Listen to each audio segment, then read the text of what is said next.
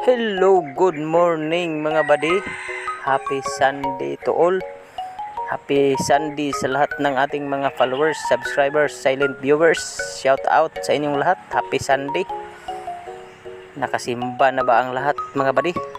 For today's video, magluto dito karon mga buddy og lauyang baboy og adobong baboy.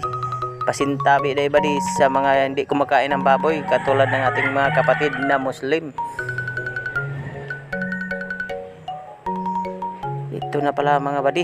Nagtakang nata og ang atong kitakangan ang kalderin. Kay naman tay bisita mga buddy. Malutuan nato sila lauya. Og ato ng takloban mga buddy. Og kini mga buddy mao ni ang atong adobohon. Basta mga approachable nga tao mga buddy, naanay mga bisita mga buddy, bahalag pobre, basta mayong tao ta mga buddy. Og ato nang gipabukalan og tubig mga buddy, nagbukal-bukal na ang atong sabaw. Og niara mga buddy, murag gutom naman, ato sang mikos-mikoson mga buddy. Kuhaan nato na siya og mga impurities kay mo na siya nakapakalangsa sa sabaw. Shout out sa tanan natong mga viewers, silent viewers og solid supporters, followers og subscriber, new subscriber. Shout out.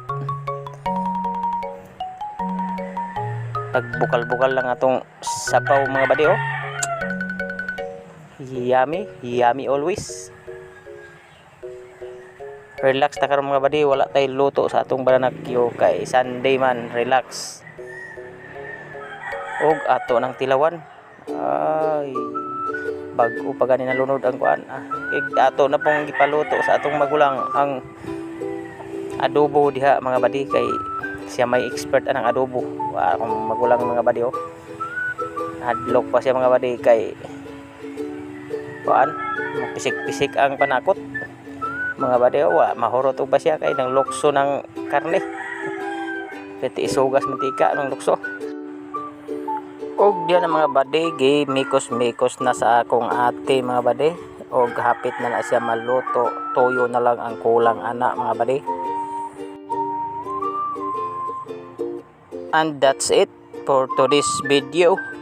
Thanks for watching mga buddy. God bless. Once again, happy Sunday to all.